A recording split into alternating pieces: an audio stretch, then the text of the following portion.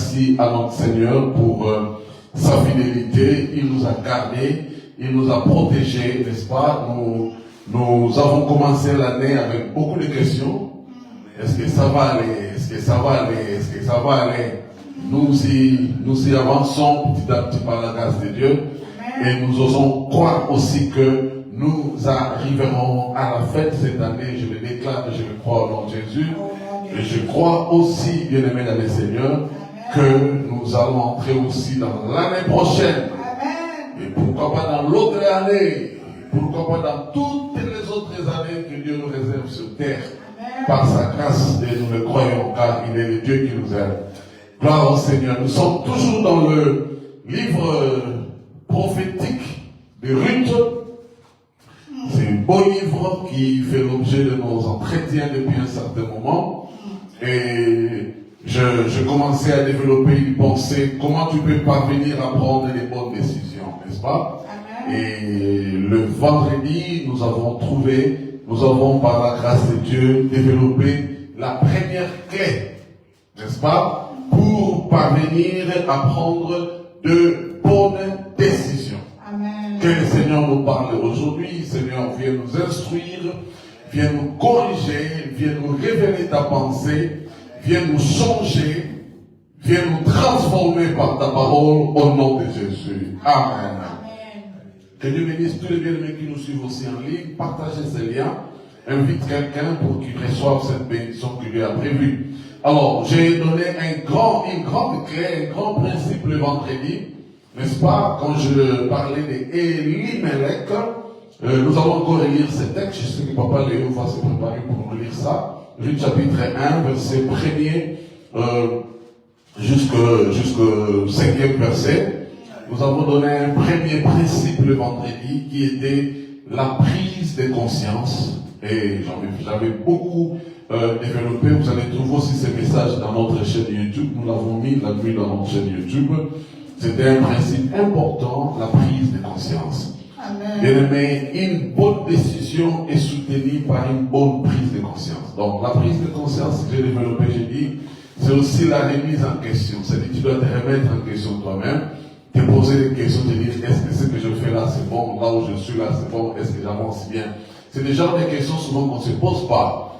Et quand il arrive un problème, nous attaquons les diables, alors que nous devrions peut-être seulement nous poser des questions. Est-ce que dans mon travail, je travaille bien? Est-ce que ma famille, je la gère bien? Est-ce que ma femme, mon mari, mes enfants ou mes parents, je les gère bien? C'est des questions comme ça qui aident les gens, n'est-ce pas, à pouvoir améliorer et aussi à pouvoir avancer dans la vie. Alléluia. Et la prise de conscience, c'est un élément important, super important, qui peut aider un enfant à évoluer, à émerger dans la vie et à aller loin. N'est-ce pas? Et je vraiment insister là-dessus, c'est un point important que j'aimerais que chaque chrétien puisse y réfléchir, y poser beaucoup de questions. Est-ce que j'ai dit l'enfant prodige, il n'a pas beaucoup crié, il n'a pas beaucoup souffert, il a juste pris conscience. Et il s'est dit sincèrement, l'état dans lequel je me trouve n'est pas bon. Je ne dois pas continuer comme ça. Je ne dois pas continuer à souffrir. Je ne dois pas continuer à quémander. Et surtout, je ne dois pas continuer à rester dans la souffrance alors que dans la maison de mon Père. Amen. En fait, il s'est juste souvenu d'une petite chose, n'est-ce pas? Mais qui a changé sa vie. C'est là pour comme ça, c'est dit, voilà dans quel état je me retrouve. Voilà, je suis abandonné alors que dans la maison de mon Père, il y a la nourriture en abondance. Et d'ailleurs, les serviteurs mangent mieux que moi. Amen. Bien que j'ai quitté, mais je pense que je suis toujours fils de mon Père. Je vais revenir. Et il a pris conscience, alors il s'est décidé. Voilà pourquoi je vous ai dit, une bonne décision prise par une bonne conscience, ça a toujours été une bonne décision. Amen. La Bible dit, cet enfant s'est décidé, je me lèverai et j'irai. Amen. Il s'est décidé. Bien aimé, ne décide pas par des émotions, ne décide pas par des déceptions, décide par prise de conscience. Amen.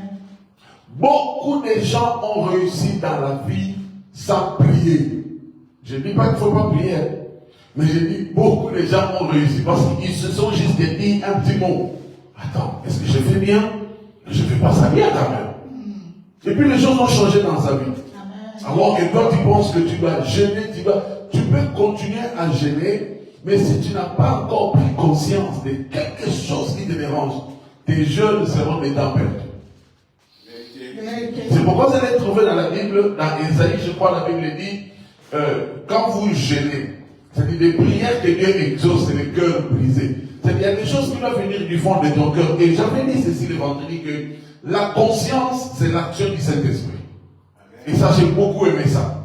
C'est-à-dire, s'il y a une action du Saint-Esprit dans ta vie, c'est ta conscience. C'est-à-dire, quand tu prends seulement conscience, tu te dis, mais attends, où suis-je? Qu'est-ce que je suis en train de faire? Le Saint-Esprit t'a parlé. Et la voix par excellence, bien aimé, par laquelle Dieu nous parle, c'est notre conscience.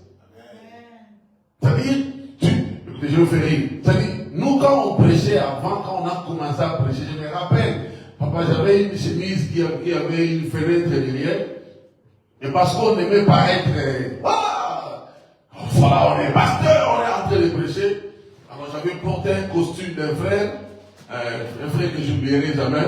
Alors, ma chemise avait une petite fenêtre derrière, là. Un trou derrière. Donc, fenêtre, ça dit, c'est un trou derrière, quoi. Et puis après, je suis entré, il y a un frère qui m'a dit, ah, mon Dieu, vous êtes bien habillé. En fait, le merci qui était sorti de ma bouche ne venait pas de mon cœur. Parce que ma conscience me disait, chemise là, il est porté même là. Il est trouvé derrière. Donc, parce que ma conscience me reproche, les compliments là n'ont pas trouvé place dans ma vie. Ma conscience me reproche. J'ai dit une chose le vendredi quand j'ai suivi la prédication de la nuit, j'ai beaucoup aimé ça. Parfois, il y a certains endroits où les gens t'acclament. Mais du fond de ton cœur, dans ta conscience, tu dis, acclamation là, vous ne connaissez pas. Vous ne connaissez pas, j'ai rien fait même. Et puis, cela va t'aider à dire, ok, ces petits-là que ces gens-là ont vu moi acclamer, et si je faisais grand?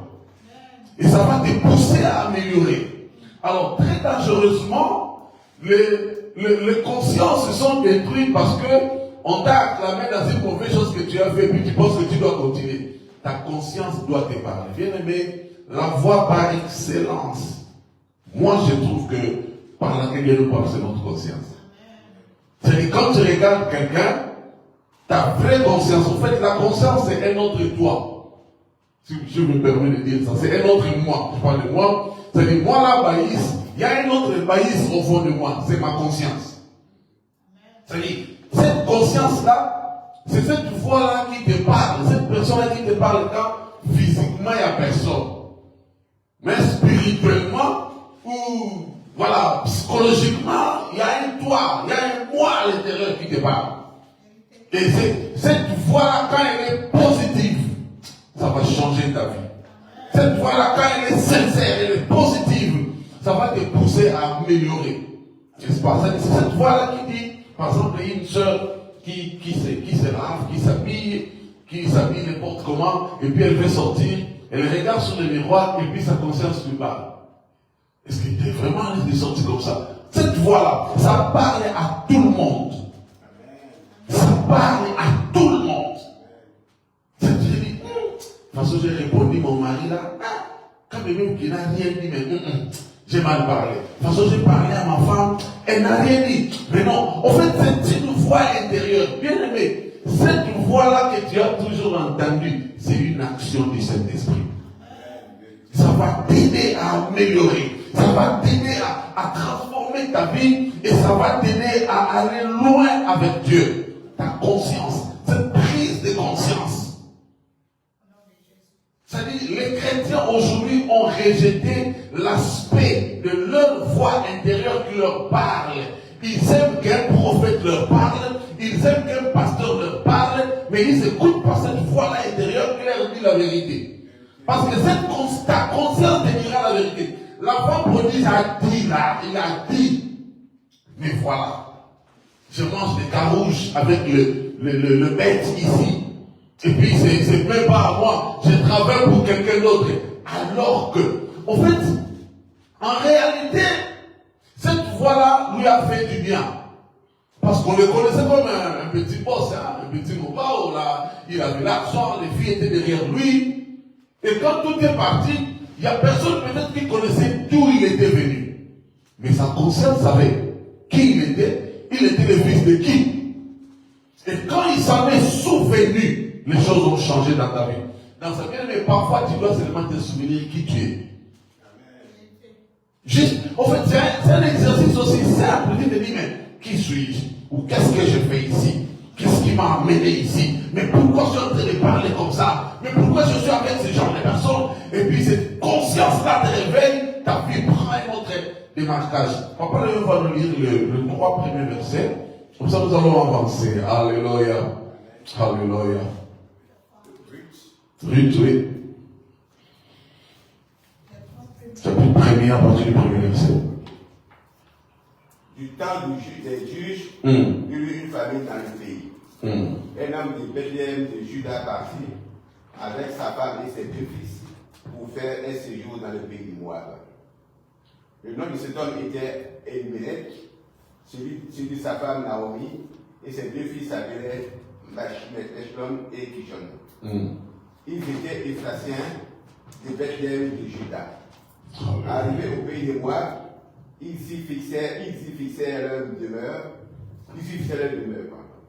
Elimelech, mari de Naomi, mourut, et elle resta avec ses 2 fils. Ils prirent des femmes moabites, dont l'une se nommait Orpa et l'autre Ruth. Et ils habitèrent là environ 10 ans. Machlon et Kishon moururent aussi, tous les 2, et Naomi resta privée de ses 2 fils et de son mari. Amen. Que Dieu te bénisse, Seigneur. Alléluia, alléluia. Cette lecture, nous allons la faire plusieurs fois, cette même lecture, avant qu'on aille dans les autres chapitres. On va essayer de terminer ça pour aujourd'hui.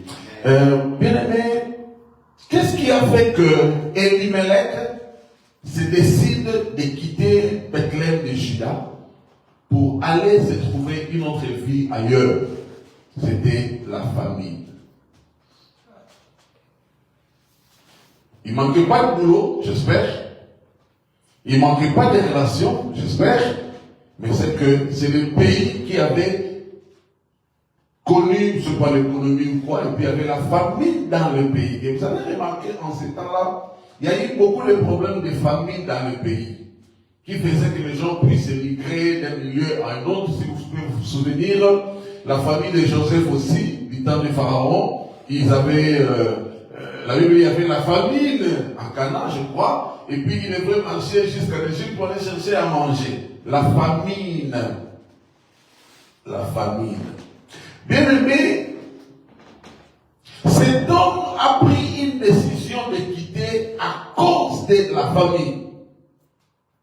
Il y a toujours une raison qui pousse quelqu'un à décider. Il y a toujours une raison qui pousse quelqu'un à quitter ses sièges et à venir s'asseoir de l'autre côté. Pourquoi? Peut-être non, je suis trop près du chauffage, il fait chaud, ou bien je suis trop près de la fenêtre, il fait froid, alors je me déplace. Les décisions sont très souvent suivies par des circonstances. Et parfois ces circonstances-là, on ne sait pas les gérer. On ne sait pas les contrôler. Parfois, ces circonstances-là, on ne sait pas le prédire.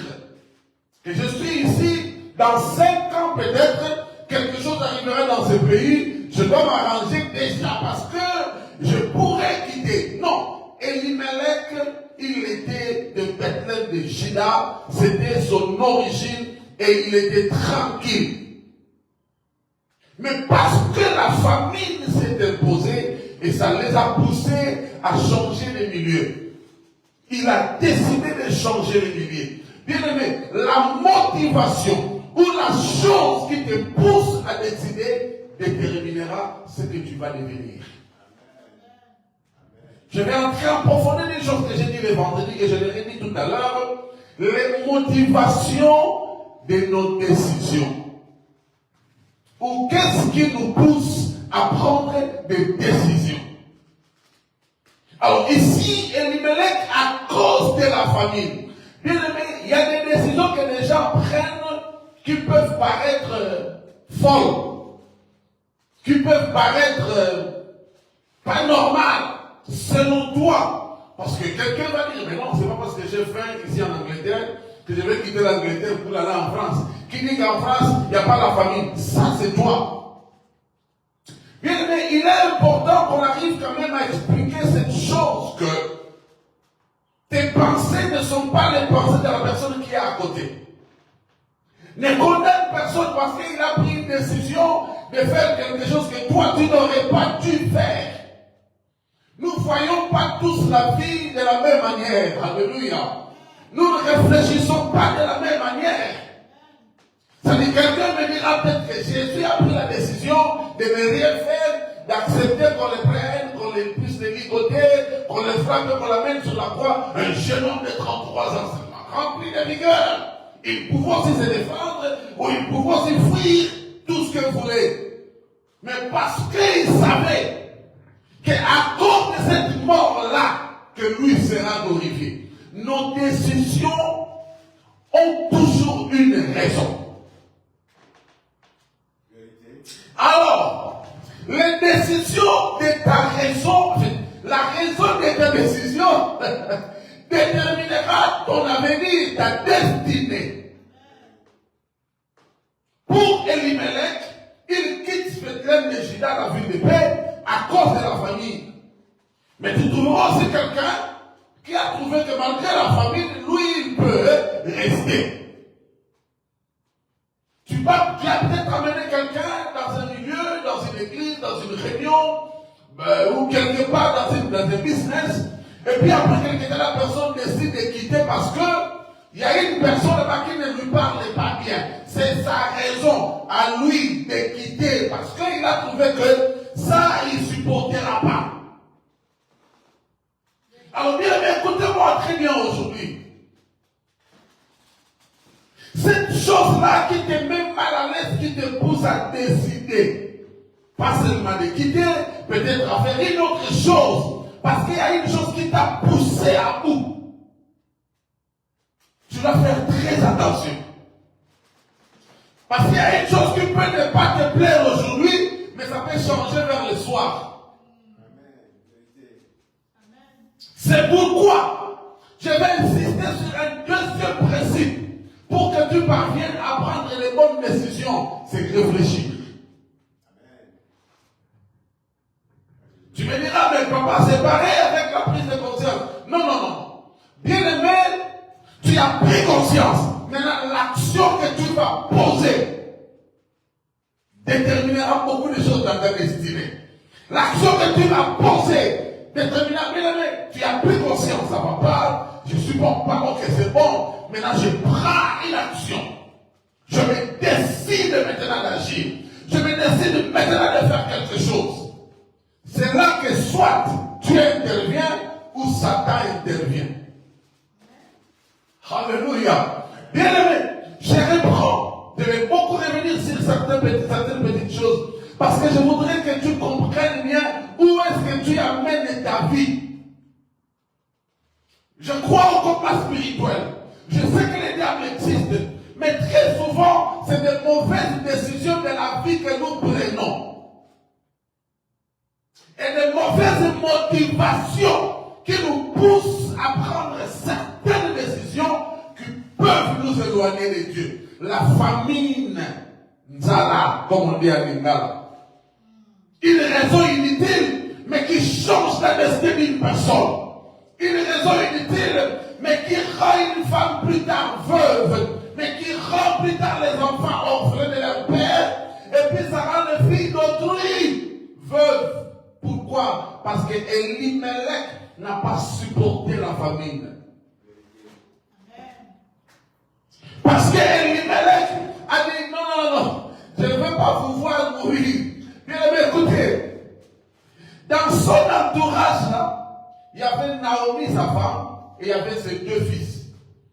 Ces fils-là, je ne pense pas que c'était des mineurs. C'était des grands garçons quand même.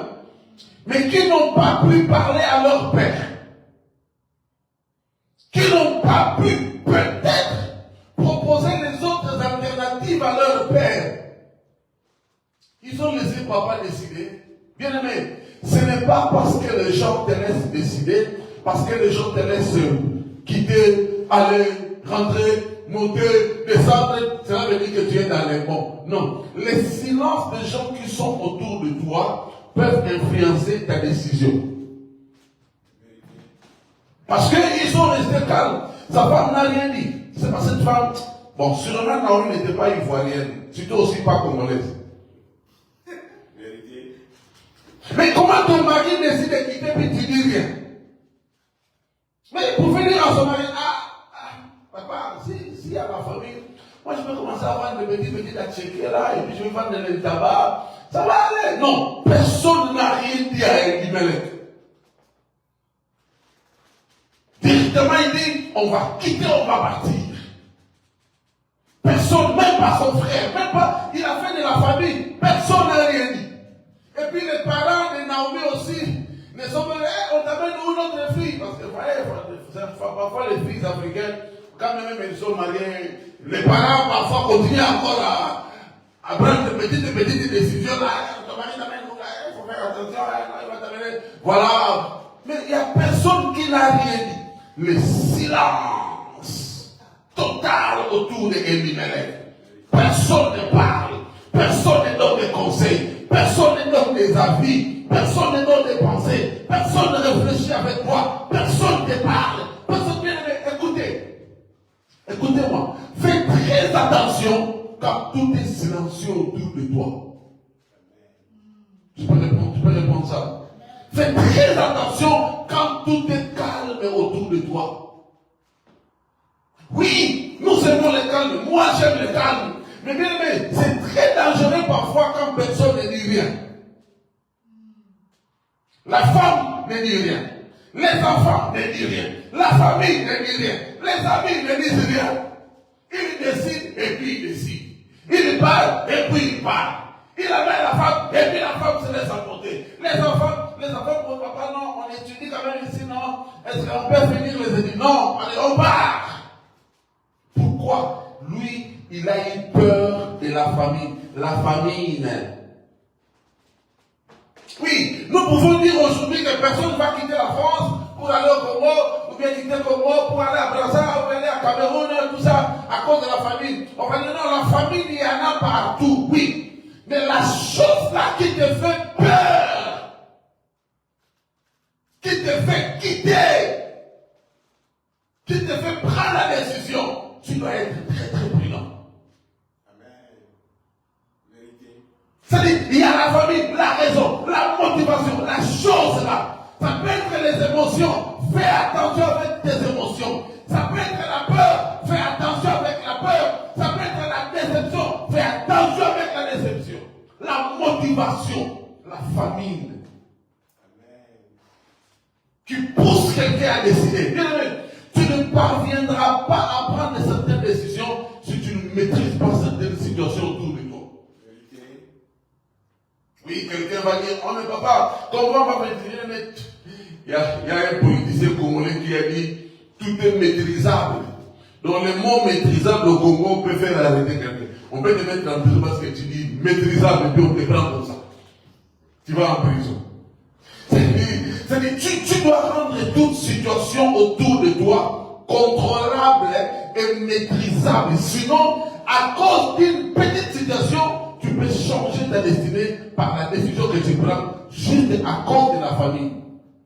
Donc, papa Elimelech, il change l'histoire de ses enfants juste à cause de la famille. Ma soeur, mon frère, c'est-à-dire que tu vas changer l'histoire de tes enfants parce qu'il y a un petit besoin qui t'a dérangé. Un besoin que tu pouvais combler peut-être en demandant seulement conseil. Tu ne parviendras pas à prendre des décisions qui vont changer ta vie si tu ne maîtrises pas la famille autour de toi. Ce n'est pas toute situation qui t'arrive qui doit te faire fuir. Tu dois d'abord te maîtriser, te contrôler. C'est la chose que Elimelech a manqué. Réfléchir. On ne sait pas trop. La famille a fait combien de temps. On ne sait pas trop. La situation s'est présentée comment. Peu importe. Quand tu es face à une situation qui t'embrouille, quand face à un problème qui te dérange, réfléchis. Réfléchis. Regarde autour de toi. C'est la chose qu'Elimelech a manqué. La deuxième chose qu'Elimelech a manqué, c'est le silence des gens qui étaient autour de lui. Personne ne parle. Personne ne dit rien. Bien m'écouter. Personne. En fait, voilà. Merci maman. En fait, parfois c'est compliqué. Hein? Personne te dit oui et personne te dit non. C'est parce que vous remarquez dans votre vie, vous êtes en face d'une chose. Vous devez décider sur votre avenir. Il n'y a personne qui vous encourage et il n'y a personne qui vous décourage. Personne ne dit rien. Et je dois vous dire la vérité. Ta décision devient importante quand tout le monde est calme autour de toi. C'est-à-dire, tu appelles un ami, tu dis, ah, écoutez, c'est un problème là, c'est chaud, je ne sais pas quoi faire. Et quand tu poses ton problème à l'ami, il change de sujet. Tu appelles ta mère que tu aimes trop là. Et puis quand ta mère va dire, ah, ma fille, tu sais ton père là, il change de sujet. Tu vas même voir ton pasteur qui te regarde, qui te dit, c'est toi qui vas modérer les mains, il lui change de sujet. Tu as l'impression que personne ne t'écoute. C'est-à-dire à ce moment-là, tu dois te dire, non, cette affaire ne concerne que moi et Dieu. C'est-à-dire mon avenir, ma destinée dépend de cette décision que je vais prendre. Bien aimé, écoutez, comment je vais dire ça? Attends, je cherche un bon français là pour dire ça. Ce n'est pas parce que tout le monde est d'accord avec toi que ta décision est bonne. Aussi, ce n'est pas parce que tout le monde est contre toi que ta décision est mauvaise. C'est français. Voilà. C'est ça même. Parce que voilà, il y a des gens qui pensent que parce que tout le monde s'est opposé, je pense que je dois seulement laisser. Ou bien parce que tout le monde est d'accord, je dois seulement faire. Non. Bien aimé, tout le monde peut être contre toi, mais c'est la bonne chose. Tout le monde peut être d'accord avec toi, mais c'est la mauvaise chose. C'est mon français, non? C'est pas le français. Ah ouais, c'est ça. C'est-à-dire, tu es devant un problème. Elimelech n'a pas de soutien. Elimelech n'a pas de conseiller. Écoutez, sa femme, la Bible ne dit pas que cette femme, il ne faut pas dire que cette femme était trop obéissante, trop soumise. Non. Bien aimé, parfois il y a Dieu lui-même qui ferme les bouches des gens autour de toi, qui ne disent rien, pour que tu sois en face de Dieu. Ah, j'aime ça. Dieu peut fermer les bouches des gens. Dieu peut fermer les intelligences des gens afin que personne ne te donne les idées. Parce que tu es en face d'une décision qui n'engage que toi, ta destinée et ton Dieu. Mais écoutez, Abraham va prendre une décision d'aller sacrifier son fils sur la croix. Oh, les conseils de couple, on dit qu'il faut partager, il faut dialoguer, il faut toujours dire à l'autre ce qu'on veut faire. Non, il faut toujours demander, madame, bébé, ça va? Bébé, je veux faire ceci. Mais Abraham, le père de la foi, ce jour-là, il ne fait pas les conseils du mariage. Il cache les secrets à sa femme, il utilise même les mensonges. Parce qu'il était en face d'une décision qui n'a pas de conseil. En face d'une décision qui n'a pas de gens qui peuvent donner des points de vue, des opinions ou des idées. Écoutez. Imaginez si Abraham était venu voir Léo. Ah, frère Léo, Dieu m'a dit d'amener mon fils là, Lydia, ma fille là, Lydia, à la montagne là je ne sais pas à quelle montagne ici là, pour le sacrifier. Léo, maintenant ces sorciers-là de métiers de Côte d'Ivoire qui sont en train de t'envoûter même. En fait, il y a parfois des moments où tu n'arrives même pas à demander conseil. Parce qu'au fond de toi, tu connais la réponse qu'on va te donner. Je suis sûr que Elimelech était en face d'une situation comme ça. Qui peut le comprendre? Et écoutez-moi, bien le Seigneur. C'est dans des circonstances comme ça que Dieu est vigilant, que Dieu vous regarde. Il attend quelle décision ma fille va prendre, quelle décision mon fils va prendre. Bien, laissez-moi te dire une vérité dans le nom de Jésus. s'il y a un moment où Dieu est attentif à tes prières, c'est quand tu as poussé loin de toi tous tes espoirs. Quand tu as poussé loin de toi tous les proches. Quand tu as poussé loin de toi toutes tes confiances. Dieu maintenant il te regarde et dit voilà, j'attends que cette fille compte sur moi. J'attends que mon fils compte sur moi. Et Elimelech n'a pas de conseil. Sa femme s'était. Sa femme s'est décidée de maman, oui.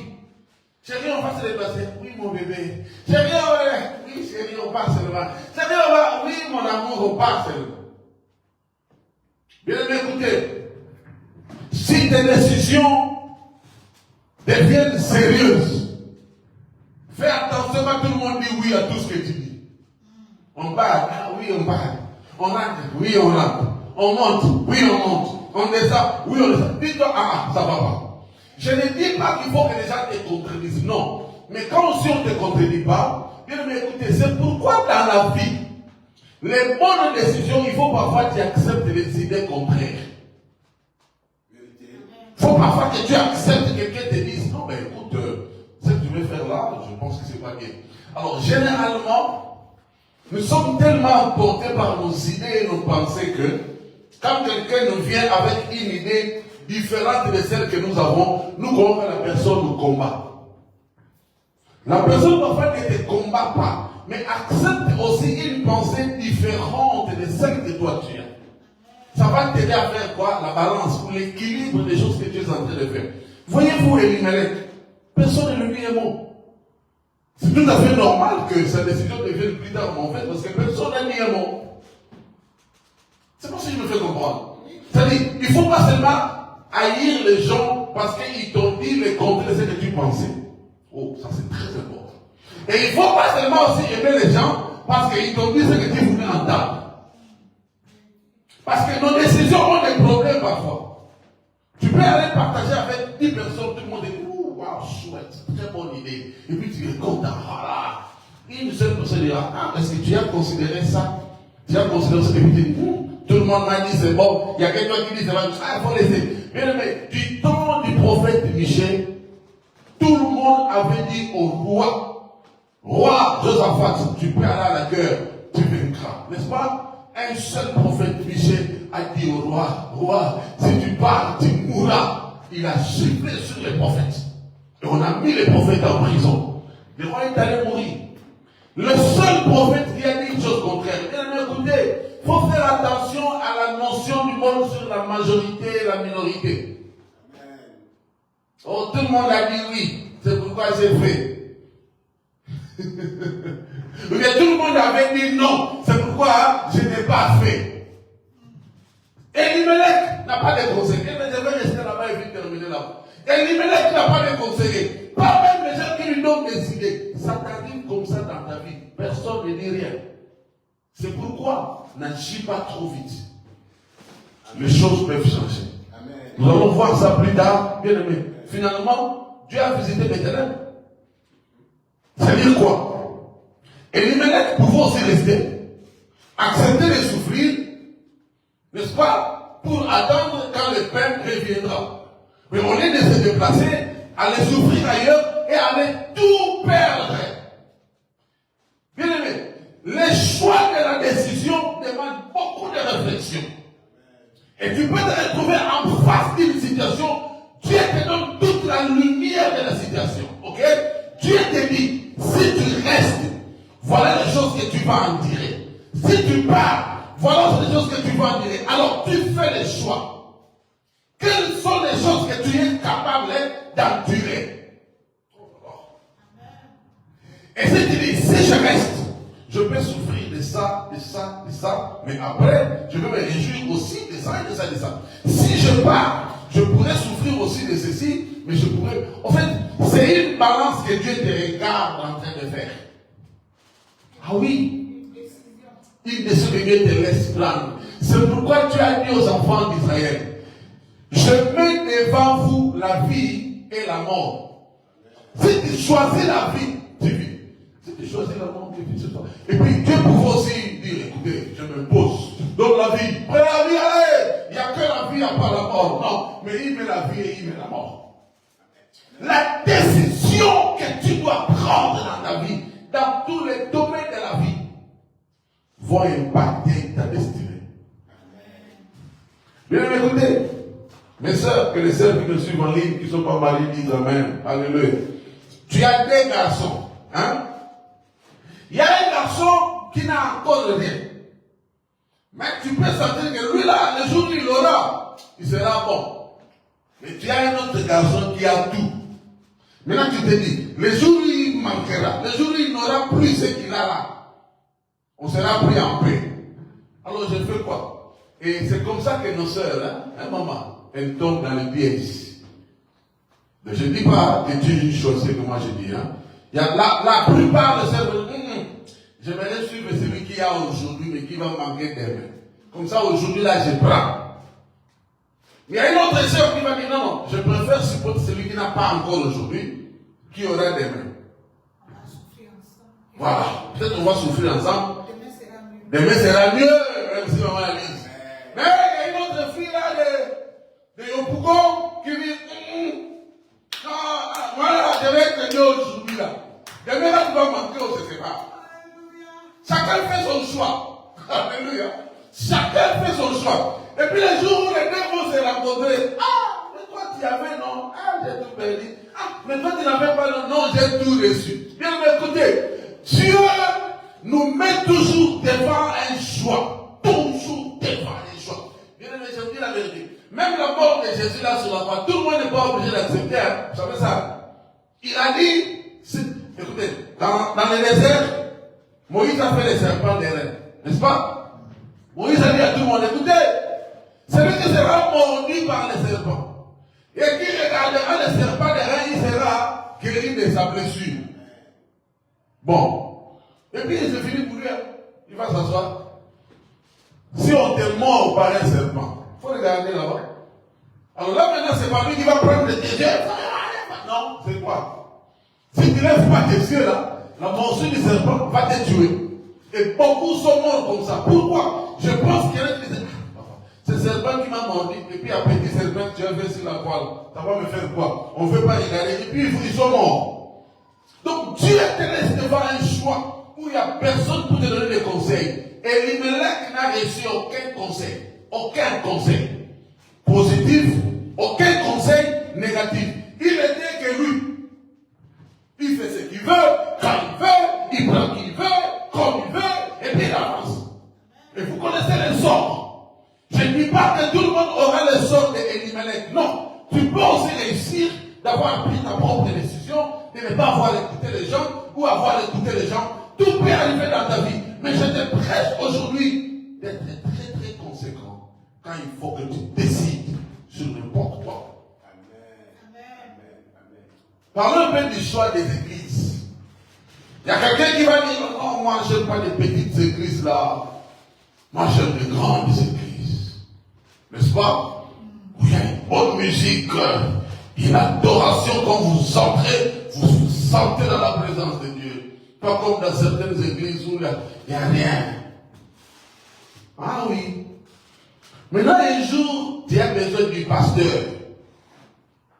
Le pasteur là qui a 5000 membres, il connaît que son bureau, il connaît que son staff, il connaît personne d'autre, c'est pas sa faute, hein. Vous êtes tellement nombreux qu'il n'a pas l'état, c'est pas sa faute, lui n'a pas de problème. Alors tu dois maintenant chercher les pasteurs. C'est ce jour-là que tu vas te souvenir de ta petite église là que tu as fui là, où le pasteur est disponible 24 heures sur 24. Tu dis, ah, là j'étais l'église là, petit, hein. Mais pasteur, là, je peux l'appeler n'importe quel moment, il prend. Maintenant, ici, là, je ne connais même pas. Bon, je ne dis pas que c'est mauvais d'être dans une grande église, je n'ai pas dit ça. Hein. Je ne dis pas aussi que ce n'est pas bien d'être dans une petite église. Non, je n'ai pas dit ça. Hein. Mais, c'est-à-dire qu'il faut arriver un moment à faire un choix. Je suis tombé sur une photo que j'ai beaucoup aimée, qui m'a fait beaucoup rire. Il y a quatre messieurs qui se sont agenouillés devant une sœur, avec des bagues de veux-tu m'épouser? 4. Alors, il y a un frère qui était entrepreneur, un autre qui était pasteur, un autre qui était homme d'affaires, un autre qui était, je sais quoi, en fait, il y avait 5. Voilà. Et puis la sœur regardait, il ne savait pas qui choisir. Mais laissons dire la vérité. Hein. Nous, garçons, on ne souffre pas trop dans les choix. C'est les sœurs qui souffrent beaucoup. Hein, maman? Ouais. Vous ne souffrez pas, mais c'est vos yeux. Ouais. Non, là, c'est les yeux. Mais la femme, elle réfléchit. Il y a 3 hommes qui me font la cour. Et puis, elle commence à étudier les 3 là. Chacun a sa capacité. Et puis, chacun a ses incapacités. J'ai choisi qui? Nous, garçons là. Tu m'as pris, tu m'appelais, je vais t'épouser. Voilà, c'est pourquoi nous, on épouse même les sorcières. Mais la femme, elle s'assoit. Bien, mais je ne sais pas si je dois un jour organiser un programme vraiment avec la servante de Dieu sur le choix. On peut aider les sœurs à faire le choix. C'est les sœurs qui souffrent. Nous, garçons, on ne calcule pas trop. Nous, là, quand on va beauté d'une femme taille là, on tombe amoureux. Et puis, on peut dire je t'aime même à la première rencontre de ma soeur, je t'aime. Mais la femme peut prendre 2 mois pour dire elle t'aime. Il ne faut pas aussi beaucoup traîner vous aussi les femmes. Il ne faut pas, voilà, c'est ça même. Sinon, frère, là, c'est fatigue. Donc, les choix deviennent compliqués quand vous tombez dans un choix où personne ne vous dit rien. La famille vous frappe. Ça vous donne envie de quitter. Mais il n'y a personne qui dit quoi que ce soit. Et Elimelech, personne ne dit un mot. Mais peut-être tu te retrouves dans une situation comme ça où les gens ne disent rien. Tu appelles papa te pose la question, ma fille, est-ce qu'à l'école ça a été? Dans ton cœur, c'est pas ce que je voulais que papa me dise. Maman, j'attendais pas ça. Maman, écoute ma fille, ça va? Est-ce que tu as... Dans ton cœur, on ne te dit pas ce que tu veux entendre. Dis-toi que cette décision-là engage ta destinée. Alléluia. Jésus est monté sur la croix sans conseil. Personne ne pouvait lui dire quoi que ce soit. Et le Père le regardait souffrir. Non. Bien aimé, je dois vous dire la vérité. Jésus a fait une décision. Je vais terminer par là. Je me dis, j'ai senti un poids dans mon cœur. En fait, non. Jésus avait le choix. N'est-ce pas? Parce qu'en fait, Jésus pouvait dire, il pouvait dire aux disciples, ah, Satan là qui était venu au désert là, il est encore où? Alors, il est là-bas au quartier. Voilà. Il faut lui dire là, j'ai changé d'avis. J'ai accepté sa proposition. Et puis, on finit avec le problème de la croix. Et puis tout le monde qui les tapait, il dit, bon, il ne faut plus les taper, il faut les laisser. Il avait le choix. Mais il a dit, il y a une destinée que je dois sécuriser. Je dois arriver. Et il a accepté la souffrance. Mais parfois, il faut seulement accepter. Il faut seulement endurer. Il n'y a pas forcément endurer. Tu dis, non, je dois laisser ça. Tu commences à regarder les avantages de la chose que tu dois laisser. Tu commences à regarder les côtés positifs. Mais si je laisse. Je connais un frère, je termine par ce témoignage, je connais un frère longtemps en Espagne qui avait dit, je dois quitter l'Espagne et retourner en Afrique. Oula! Qui ne l'a pas appelé sorcier? Il fait, il y a quoi dans ta tête même là? Il dit, non, je sens que l'argent que j'ai gagné ici, je dois aller commencer le business en Angola. Je fus la seule personne qui lui a dit, va, Dieu sera avec toi. Et aujourd'hui, c'est millionnaire en Angola. Et il s'est toujours souvenu de ça. Il dit, papa, tu étais. Bien aimé, parfois c'est une seule personne que Dieu mettra à tes côtés. Une seule personne. Parfois la personne n'aura même pas d'influence dans ta vie. Peut-être c'est ton enfant, c'est peut-être un ami qui est loin, ou peut-être un païen qui te dira une chose que tout le monde ne te dit pas, bien aimé. Voyez un peu la mort de Jésus. Qui était là? Personne. Où étaient toutes ces personnes qu'il avait guéries? Ils étaient où? Les gens qu'il a ressuscités, leur famille était où? Les gens qu'il a guéris avec des maladies. Bien aimé, parfois tu te dis, mais tous les efforts que j'ai faits, mais il n'y a personne pour me donner ne fût-ce qu'un conseil. Parfois tu commences à appeler les gens toi-même. Hein? Tu prends, et puis tu appelles quelqu'un, tu n'as rien à lui dire. Hein? Tu commences seulement à parler, tu crois que la personne va te donner un conseil, va te demander, est-ce que mon frère, est-ce que ça va? Et puis personne ne te demande si tu vas bien. On s'en fout de toi.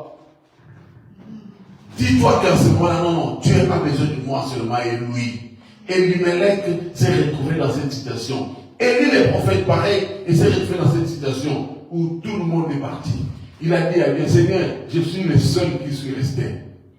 J'ai fui Jézabel. C'est ce jour-là que Dieu lui dira, j'ai encore 7000 qui n'ont pas. Bien aimé, pendant que tu crois être seul là, il y a encore l'énergie que Dieu a gardée pour toi. J'aimerais prier avec quelqu'un aujourd'hui. Alléluia. J'aimerais prier avec quelqu'un qui se retrouve dans une situation comme Elimelech. Tout le monde autour de toi ne dit rien. On ne demande même pas de tes nouvelles. Il y a des gens qui ne veulent même pas savoir si tu vas bien. Personne ne dit rien.